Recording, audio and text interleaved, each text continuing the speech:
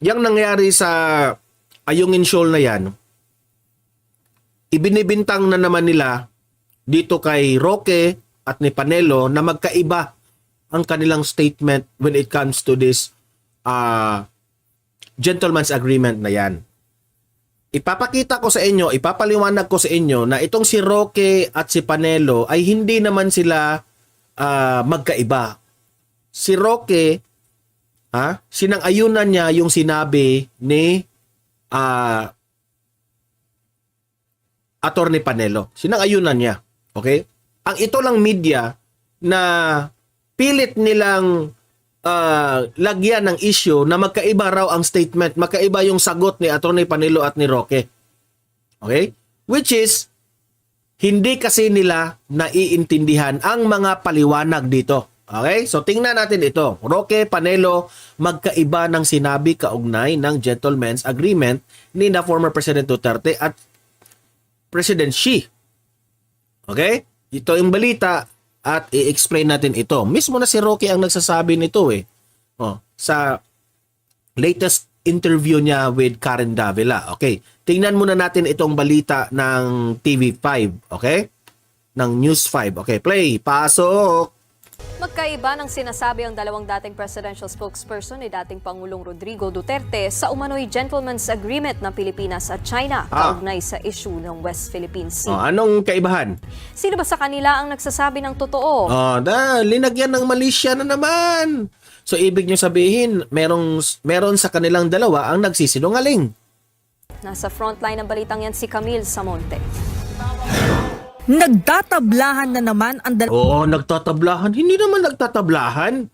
Nagpapaliwanag lang. Kayo naman, kayo talaga, media, pinaiinit ninyo. dating presidential spokesperson ni dating Pangulong Rodrigo Duterte. Kaugnay yan ng umano'y gentleman's agreement kung saan nakasaad na bawal daw magdala ng construction materials sa BRP Sierra Madre. Sabi ni Attorney Harry Roque, kasunduan yan ni ex-President Duterte at Chinese President Xi Jinping. Correct. Pero tinablayan ni Attorney Salvador Panelo. Sabi niya sa isang panayam, nagsisinungaling ang sinumang nagsasabing merong gentleman's agreement. Kausap ko si dating Presidente Duterte and he categorically said there was no agreement, gentleman or ungentleman. Sinabi ni Panelo na walang agreement. Okay? Klaruhin ko ha. Sinabi ni Panelo na walang agreement. Tinanong niya yan kay former President Duterte, nagkausap raw sila. Walang agreement. Okay? Ibig sabihin, sa latest na paliwanag ni Attorney Harry Roque, mamaya, i-explain ko sa inyo bakit si Attorney Harry Roque sang-ayon siya sa sinabi ni Attorney Panelo. Okay? Sang-ayon siya. Pero, yung sinasabi niyang gentleman's agreement, hindi yun naiintindihan ng media. May ibang pinatutungkulan si Attorney Harry Roque. Mamaya, i-explain ko sa inyo ha. Wala pang bagong tugon dyan si Roque. Pero kanina, Meron ng tugon si Roque. Ngayon lang, nakita ko sa, ipaparinig ko sa inyo with Karen Davila yung sagot ni Roque, okay?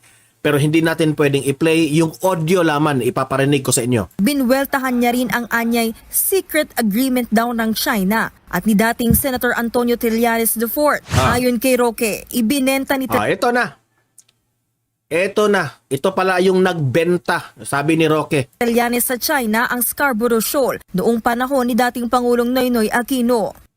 Trililing, ikaw ang pumasok sa secret agreement. Ikaw ang namigay ng teritoryo. Kasi issue ngayon yung secret agreement. So sabi ngayon ni Attorney Harry Roque, ikaw Trillanes ang nagbenta dyan sa Scarborough Shoal sa China. Ikaw at ang Pangulo mo ang dahilan kung Ikaw at ang Pangulo mong si Pinoy. bakit nawala ang Scarborough Shoal. Sagot naman ni Trillanes, sumagot ka Trillanes. Ikaw Trillanes ha. Mahilig kang mambintang Trillanes. Okay? Lagi kang namimintang. Ngayon, pinagbibintangan ka ngayon ni Attorney Harry Roque. Sumagot ka, Trillanes. Trillanes, fake news si Roque. Ang totoo Fake news raw si Roque. Kung ikaw ang mamimintang, hindi fake news. Pero kung ikaw yung pagbibintangan, fake news. Kasi ikaw, mahilig kang mambintang, Trillanes. Mahilig ka mambintang. Tapos sasabihin mo, yung namimintang sa inyo, fake news. Pero kung ikaw yung mambibintang, totoo. Itong tao to sablay talaga eh. Trillanes, by the way hindi ako galit sa iyo. Galit lang ako sa ginagawa mo. No, walang personalan. O raw sa panahon ni Aquino napalaya sa Scarborough Shoal ang aabot sa 100 barko ng China. Administrasyong Aquino rin ang nagpanalo ng arbitration case laban sa China na isinantabi noon ni dating Pangulong Duterte. Pero you cannot even hear a single blaming sa Duterte administration kay Pinoy. Never yan nagbi-blame. Ngayon lang yan nangyari with Attorney Harry Roque na hindi na gobyerno, hindi na part sa administrasyon si Roque. Ngayon lang yan nagbi-blame kay Trillanes. Pero itong si Duterte sa panahon niya, never silang nag-blame sa previous administration. Pero what about ngayon? Sa nangyari ngayon sa Ayungin Shoal, sinong pinagbibintangan nyo? Lahat na lang kasalanan ni Duterte. Tapos, pagkatapos nitong pagbibintangan, ililink na naman nila ito kay Vice President Inday Sara Duterte. Ay! Si Trillanes ang tumayong back-channel negotiator para pahupain ang tensyon. Ikaw pala, Trillanes, yung negotiator dyan. Sa panahon ninyo, ikaw pala yung negotiator, Trillanes. Pakipaliwanag nga yan, Trillanes. Sa Scarborough noong 2012. Kung ano man ang ini-insinuate ng mga maka-Duterte na binenta ko raw ang Scarborough, maliwanag na fake news po ito. Bakit fake news? Magpaliwanag ka. My mission was to de-escalate o pahupain ang tensyon at mabawasan ang mga Chinese ships in Scarborough Shoal. Okay. Ito na.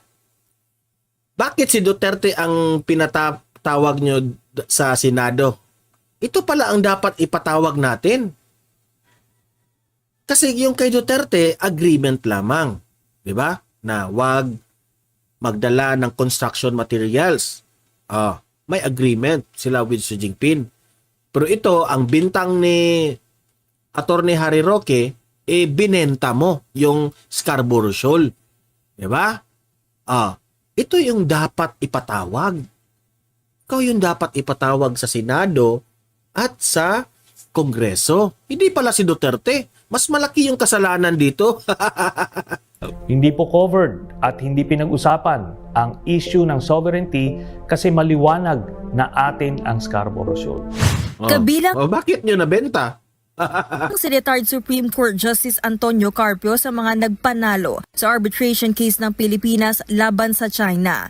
Giit niya, malinaw na pabor sa China ang gentleman's agreement ni Digong at Chinese President Xi Jinping. Bakit naman pabor sa China? Sige nga. Pero pwede yang hindi kilalanin ng Marcos administration. Gentleman's agreement lang yan. That's only between the two gentlemen, President Xi and President Duterte. Hindi yan. That's not an institutional agreement na... Pero para sa akin, Carpio, importante pa rin yun. Kasi mas may paninindigan yung mga lalaki. Lalaking usapan ba? Na president to president kasi. Direkta na yan. Para sa akin kung yun ang pananaw ni Carpio, nire-respeto natin yan. Pero para sa akin, importante pa rin yung relasyon ng mga presidente. Presidente ng Pilipinas at Prime Minister ng China. Kasi kung may lalaki sa lalaki na usapan, medyo direkta yan. Yung presidente ng, kung ang leader ng China, kung siya yung magbigay ng mga command, magbigay ng mga instructions, mas papaniwalaan kasi yun, sir. Okay? So, president to president yan. Sila yung may control over yung mga galaw ng kanilang bayan, sa kanilang country. Okay? So para sa akin, yes, tama kayo. Pwedeng hindi sundin yan ng China. Pwedeng hindi sundin yan ng Pilipinas. Kasi it's an agreement between Xi and Duterte. Pwede yan. Pero remember, nasa kanila yung command. Command. Sila yung nagko-command. Sila yung mga chief, kumbaga. Di ba? Sila yung commander. So still, importante pa rin na maganda ang relasyon ng mga leaders. Pangga Mercy, hello po sa inyo. Hi Kuya Donmar, good afternoon po sa ating lahat sa mga solid DDS. That can bind the next president, no? Dagdag pa ni Carpio, dapat nang maghain ng panibagong arbitration case ang Pilipinas laban sa China. Partikular, Kayo na ang nagsabi. Nag-file kayo ng arbitration case, hindi kinilala ng China. Ngayon, mag-file na naman kayo ng arbitration case ulit. O saan kayo mag-file dyan? Tapos, kung mananalo tayo dyan, ang tanong dyan, kikilalanin ba yan ng China? para sa malawakang pagsira nila sa ating likas na yaman. Noong nakaraang taon, sinabi ni Justice Secretary Boying Rimulya na humihingi na sila ng payo mula sa legal experts kung paano isa sa katuparan ang paghahain ng kaso Sino kaya yung mga legal expert nito? sa China sa International Tribunal. Nagbabalita mula sa Frontline, Camille Samo. So yan. Ngayon, pilit nilang ipamukha sa taong bayan na mali raw daw yung sinabi ni Attorney Harry Roque sa Gentleman's Agreement. Okay? Papaliwanag ko sa inyo. Kasi sabi ninyo, nagkagulo na. Sabi ninyo, magkaiba yung sinasabi ng mga spokesperson ni former President Duterte. So it will be matatawag natin, ang masisira dyan si Duterte kasi magkaiba yung spokesperson sinasabi. Di ba? Ang tanong, sino daw nagsisinungaling? Si Panelo ba ang nagsisinungaling? Si Roque ba ang nagsisinungaling? Ngayon, ipapaliwanag ko sa inyo ngayon bakit walang nagsisinungaling sa kanila at lahat sila ay tama sa kanilang inilabas na statement. Ipapaliwanag ko sa inyo. Noong sinabi ni Attorney Harry Roque na merong gentleman's agreement, kasi nagsimula kasi ito sa mga tambalos-los vloggers na merong secret deal. Paano yan naging secret deal na alam ninyo? So hindi na yan secret. Itong mga si Coach Jarrett at si Mike Abe na naggaling-galingan. Itong dalawa. Secret deal, di umano. Ang tinawag ni Attorney Harry Roque dyan, walang secret deal na nangyari dahil nakabuntot ang media. Merong nangyaring gentleman's agreement. What do you mean by gentleman's agreement? Lalaki sa lalaki na usapan na sila lang dalawa, no? Kasi kaibigan sila. Pumunta si Duterte sa China. So siguro nabanggit ni Duterte ni Xi Jinping na, Sir, na nasasaktan na yung aking mga kababayan dyan sa Ayungin Shoal. Remember, Ayungin Shoal ang pinatutungkulan natin dito, ha? Nasasaktan na yung mga sundalo ko kasi winoter cannon. Tayo as a leader, sir, baka pwede nating makumand na wag na lang nating ilagyan ng intensity dyan sa tubig na yan. Okay? Kasi ang sa amin lang naman, ito explanation ito ni Duterte, ang sa amin lang naman ay makapagbigay kami ng pagkain at tubig sa mga sundalo namin na nandyan sa Sierra Madre, BRP na yan. So, itong si Xi Jinping, kasi alam niyang naging mabuti sa kanya si Duterte, pumayag si Xi Jinping. Sige, I will instruct my mga Coast Guards na hindi kayo i-water cannon.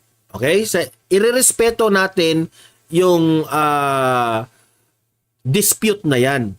Na walang gagalaw dyan. Okay? Kasi kung kaming Pilipinas magkiklaim kami, kayo rin magkiklaim kayo, sigurado yan, mag-aaway tayo. Pero ngayon, hindi muna tayo mag-usap dyan, hindi muna tayo gagalaw dyan kasi siguradong mag-aaway tayo. Okay? Ang sa amin lang, na para bang humihingi sila ng tawad yung Pilipinas na magbigay lang kami. Okay? Pero itong mga expert na ito, na sinasabi, may right tayong maggawa ng construction materials dyan, kung ano-ano, kasi atin yan. Yan kasi ang argumento ninyo. Paano yan? Hindi rin pumayag ang China dyan, talagang masasaktan yung mga tauhan natin. Di ba? Kasi hindi nga nila kinikilala yan. kung anong napanalo natin. Yan ang problema kasi. At hindi nyo maintindihan. Okay, ngayon, pupunta tayo dyan mamaya. Kasi si Uncle Sam raw ang magsisave sa atin. No? Yan na kasi pulot dulo. Mamaya, i-explain ko sa inyo. Now, ngayon, tungkol dyan, yan ang explanation ni Roque. Ngayon, ibig sabihin ni Atty. Harry Roque, yung gentleman's agreement na yan, walang construction materials na pwedeng dalhin o kahit man lang pag-aayos dyan sa barko, ng nakalawang na barko dyan. O, kahit mga kung anong tools, kung anong dinadala nila, hindi pwede. Ayaw ng China yan. Yan ang agreement. Pagkain lang at tubig. Ngayon, biglang pumutok na in-interview itong si Panelo. Sabi ni Panelo, walang gentleman's agreement na nangyari. Okay? Kasi yung tanong ng reporter kay Panelo was in general. Okay? Panelo was talking about not only the Ayungin Shoal. Okay, klaruhin ko ito ha para makarealize at naman ito mga BOB-ong mga tanso na ito. Panelo was not talking about not only the Ayungin Shoal. Panelo was talking in general, the West Philippine Sea. Buong West Philippine Sea ang tinutukoy ni Panelo na walang gentleman's agreement. Okay? Ang sinasabi ni Atty. Harry Roque na gentleman's agreement ay tungkol sa Ayungin Shoal. Kaya, sa interview ni Harry Roque with Karen Davila, sinabi yan ni Atty. Harry Roque, yes, tama si Panelo, walang gentleman's agreement sa buong West Philippine Sea. Kasi ang pinatutungkulan, ang tinutukoy ni Panelo is yung buong West Philippine Sea. Okay? Understood? Pero yung tinutukoy sa pagsabi ni Atty. Harry Roque was all about the Ayungin Shoal kasi doon yung merong nangyaring away nung nagdala nga ng construction materials o pagkain yung ating barko. Okay? So yan sinabi ni Roque kasi ito namang mga tambaluslos na nagpalabas ng secret deal na yan, si Roque ay nagsalita na rin. Hindi yan secret deal. Merong gentleman's agreement. Yung dispute waters na yan, wag mo na nating galawin yan. Okay? Nakaintindi ba kayo? Okay, ngayon, hindi ko ipapalabas ang video ng interview ni Roque at ni Karen Davila kasi nagsalita ni Sir Roque tungkol dito. Ngayon, ipaparinig ko lang sa inyo. Okay? Ipaparinig ko sa inyo. Okay, wait muna. Ipaparinig ko sa inyo. Ayan, play. And joining us on Hot Copy this morning, we have former President Duterte's spokesperson, Attorney Harry Roque. Attorney Roque, good morning to you. Good morning, Karen. Good morning, Philippines. Makinig. All right, let's start first with this so-called gentleman's agreement. Were you there in the room? How did you know that this agreement exists? Karen, the agreement is to maintain the status quo in the entire disputed area. So Sal Panelo was correct. There is no specific agreement on Ayungin Shoal. It was part and parcel of the overall policy of the Duterte administration in dealing with China, particularly on the West Philippine Sea, that both parties will respect the status quo. Klaro. Klaro na yung explanation ni Harry Roque. Hindi nag-aaway si Panelo at si Roque. Roque, nag-a-agree siya sa sinabi ni Panelo. Okay? Na yung ibig sabihin ni Panelo, ng buong status quo ng West Philippine Sea, walang nangyaring agreement doon. Ang ibig sabihin ni Roque sa agreement na yan, itungkol dyan sa Ayungin Shoal, lalaki sa lalaki nga. Na dyan lang. Na tungkol dyan sa barko na mag-resupply mission, tungkol dyan lang. Okay? I hope nakakaintindi na kayo. Play. In fact, the difference between the President Duterte's administration and now is Duterte had a very clear policy towards China on the disputed territory, and that is that the disputed territories is not the end all of Philippine-Chinese diplomatic relations, that we should proceed with matters that could proceed, such as investments and trade, and set aside matters that we could not agree upon on currently, and that includes the West Philippine Sea. Correct. So Panielo is correct. There was no agreement specific to Ayungin. It was an agreement to respect the status quo as far as the West Philippine Sea is concerned. Now, having said that, there was also a water cannon incident during Duterte's time, and this involved Ayungin. And that was when the matter of delivery of supplies and repair materials came about. No? But I remember distinctly, and I was there when the president showed his anger to the Chinese ambassador, make sure that not one soldier of mine dies, because if even one of them dies, then it would become a different matter. Yun ang concern ni former President Duterte. Okay? Na ayaw niyang masaktan ang ating mga tauhan, specifically itong ating AFP, itong mga Navy natin. Yan ang priority ni Duterte. Ngayon, ang tanong, ano yung priority ng ating gobyerno ngayon? Ang ating presidente ngayon? Na hindi man lang nakikiramay sa mga nasyutay nating mga kasundaluhan sa pagbakbakan ng mga kalaban ng gobyerno. Pero si Duterte, nakita ko nga yung video noong sa yung ating mga kababayang Pilipino tungkol diyan sa Boracay, di ba? Napaiyak ako doon. Yung tungkol sa kanilang lupa. Tingnan nyo yun sa PTV. Okay, play. Continue tayo. Now, what happened after? I do not know if we proceeded to deliver repair materials. Certainly, BRP would have collapsed without it.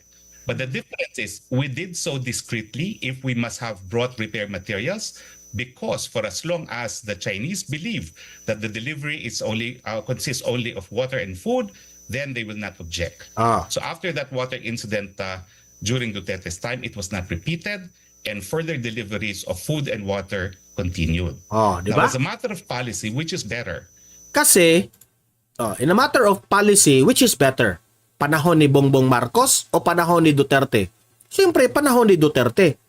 Kasi, the delivery of food and water, walang gulo sa panahon ni former President Duterte. Ngayon lang ito nagkagulo sa panahon ni Bongbong Marcos dahil hindi nila nire-respeto ang China. Alam nila na ang China magagalit kapag magdala ka ng construction materials. Pero still, they insist to do it. Klarong-klaro na. Okay? Hindi nila nire-respeto. Kaya expect talaga na merong intensity na mangyayari. Play. The fact that we are able to deliver food and water to our soldiers that would enable us to maintain our presence in Sierra Madre, or to further provoke China to the point that they will not even allow delivery of food and water, and therefore we would be compelled to bring back our soldiers from Sierra Madre. Correct. I think that Di ba? Bing Bustillo, nakita mo yung video, di ba? Parang ang kinukurot yung dibdib ko nung nakita ko yun. Grabe talaga si former President Duterte sa how he loves his Filipino people sa ating country. Tingnan nyo yun, yung sa Boracay issue ngayon. Play. the better policy is to continue with our presence there and to deliver what is necessarily in a manner that will not provoke a semi-violent reaction from China. I call it semi-violent because water cannoning is technically not an armed attack. All right. Now, I'll go back to some of the points. You mentioned former Secretary Panelo's name. So let me read his quote just this morning for the benefit of our viewers. Go, he Karen. responded to your press conference, I believe, yesterday. And he said, this is the quote, there is no such gentleman's agreement. I talked with PRRD about this, and he said he never entered into any gentleman's agreement with China regarding Ayungin Shoal. Whoever claims that Canard only wants publicity. So two things here. He claims to have spoken with the former president, Ah. and former President Duterte is now denying that he got into such agreement. Your thoughts, attorney? I will repeat it. That is correct. There is no specific agreement on ayungin. The gentleman's agreement is to respect the status quo on the entire West Philippine Sea dispute. So that Klaro-klaro?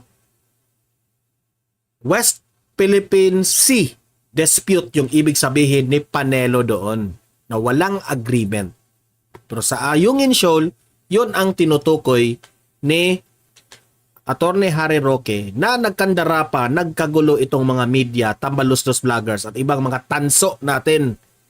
Di kasi marunong umintindi.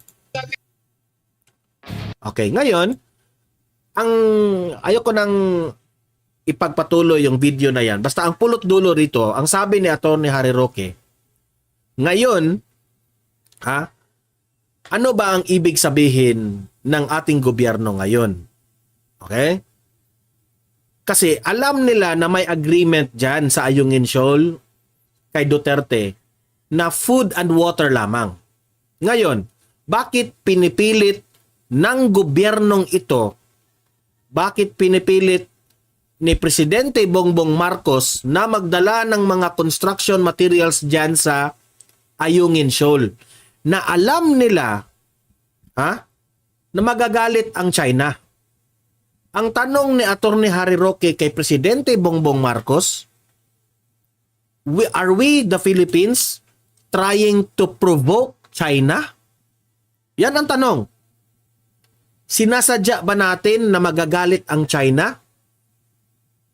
Nagtatanong si Attorney Harry Roque Mr. President, Mr. President Bongbong Marcos, Mr. Gibo Teodoro, sinasadya ba natin na magdala tayo ng construction materials dyan sa Ayungin Shoal na alam naman natin magagalit ang China? Yan ang tanong ni Attorney Harry Roque.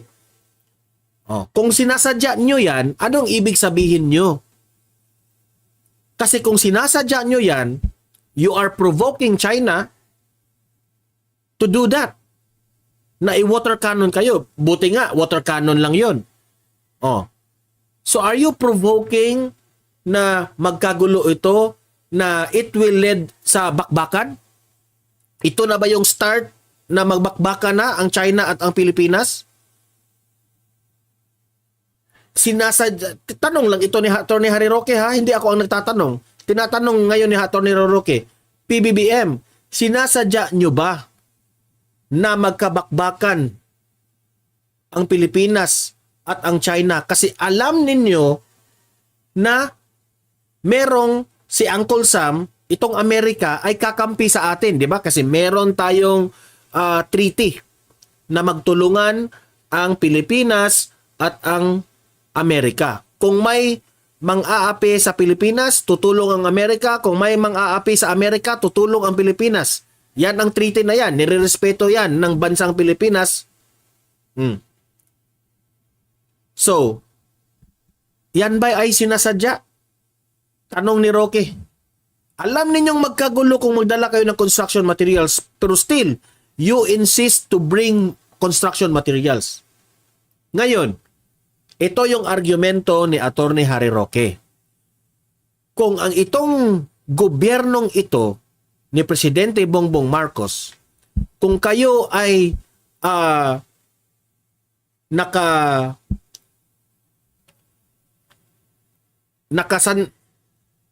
yung anong tawag doon?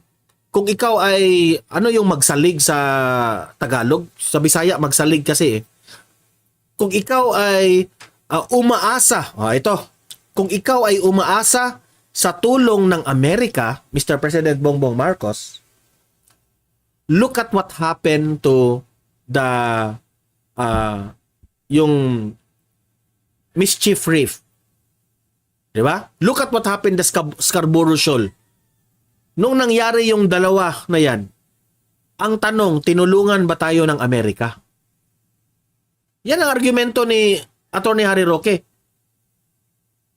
Yung Mischief Reef na yan, na sinabi ni Roque, At yung Scarborough Shoal na yan,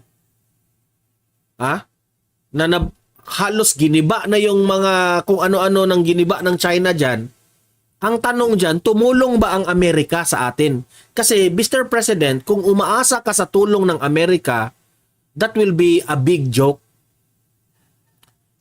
Itong sitwasyon ngayon sa Ayungin Shoal, history repeats itself already. Sa panahon ni Pinoy, sa nangyari sa Scarborough Shoal, nagpakita ba ng galaw ang Amerika na tumulong sa atin? Kasi if you're trying to provoke China ngayon, you insist on bringing construction materials, kung sinasadya nyo yan, you were expecting na ang China magagalit, don't tell me, hindi nyo alam. Nagdala kayo ng construction materials doon na nagpa-as if kayong hindi magagalit ang China. Don't tell me. Nasa na yung mga expert yung sinasabi dyan? Di ba? So, alam ninyo na magagalit ang China kung magdala kayo ng construction materials.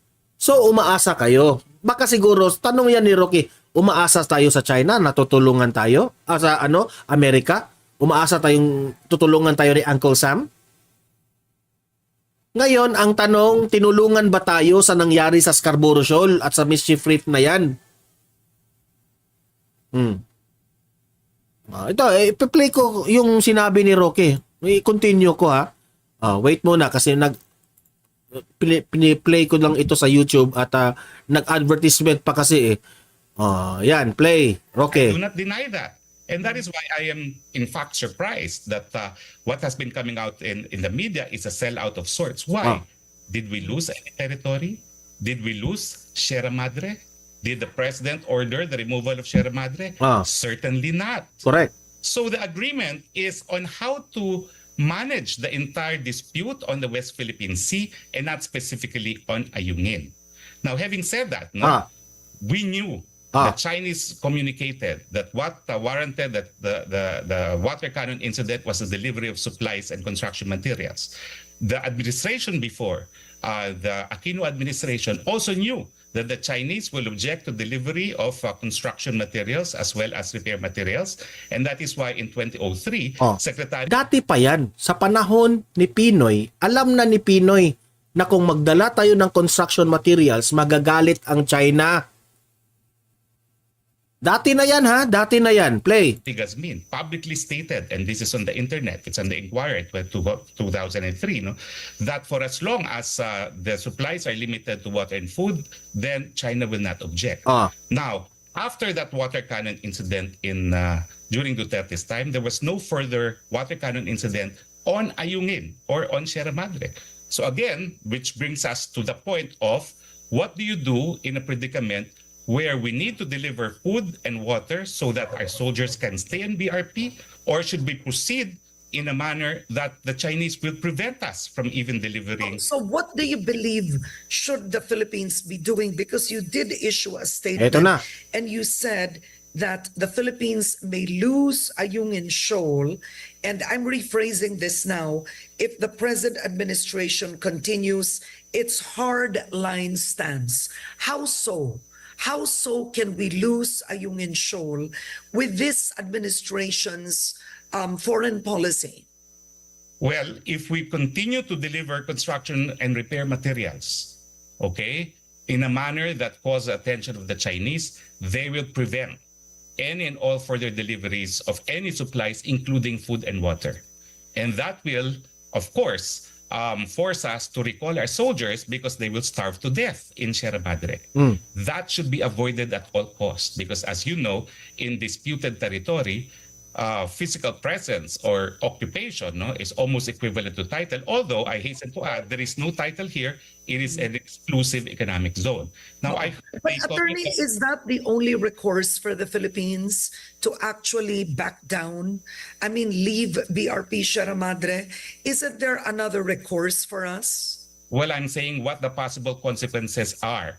it's not within my control what China will not do. But judging from history, China will not allow for the deliveries of construction or repair materials. And Correct. this has been made very clear to us since the time of President Aquino, no? Where Gazmin acknowledged that therefore there will be limited deliveries of food and water. But there's such a thing as discarte.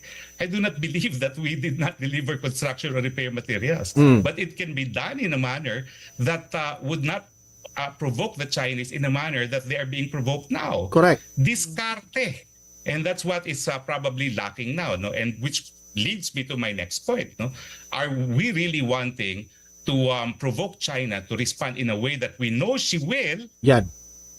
Because we want the United States to come to our rescue under the Mutual Defense Treaty. Correct. And what I'm saying is, it is foolhardy for us to think that they will in fact come to our rescue because we lost Mischief Reef, they did not come to our rescue. Correct. We lost Scarborough Shoal, they did not come to our rescue. Tumpak. The MDT exists, but of course, whether or not the Klaro yun ha, sa sinabi ni Roque.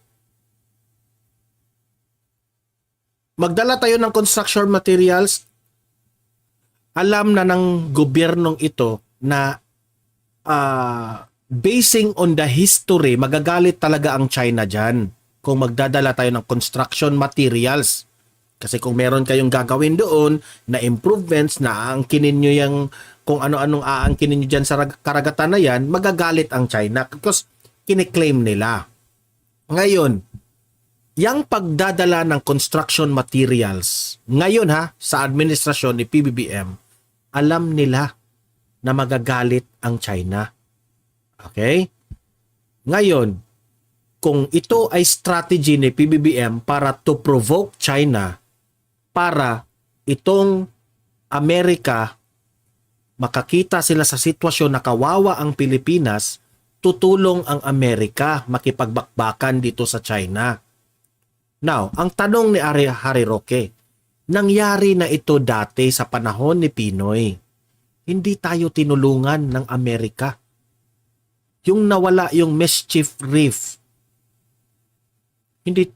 walang Amerika ang tumulong. Nung kinuha ang Scarborough Shoal dyan, kung ano-anong mga construction nila dyan, walang Amerikang tumulong. Now, do we still to repeat the history? We are trying to provoke China ngayon na mag-e-expect tayo na tutulungan. Kung we are going to base sa history, nakakatakot ito. Mr. President, if yan ang gusto mong mangyari, prangkahin mo itong si Joe Biden. Kung tutulong kayo, tumulong kayo. Di ba? Gawin nyo yung ating kasunduan, yung treaty natin. Yes, nag-i-exist yan. Walang problema yan, nag-i-exist yan. Pero now, we are on a situation na inaapi na ang Pilipinas. Hoy, Amerika! Huwag niyong sabihin, hahayaan nyo lang yung Ayungin Shoal na mawala yan sa atin. Bakit yan ganyan? Yan ang malaking tanong. Yan, i-vlog ko yan sa next. Bakit ang Amerika hindi tumulong sa Pilipinas? Yan, i-vlog ko yan. Okay?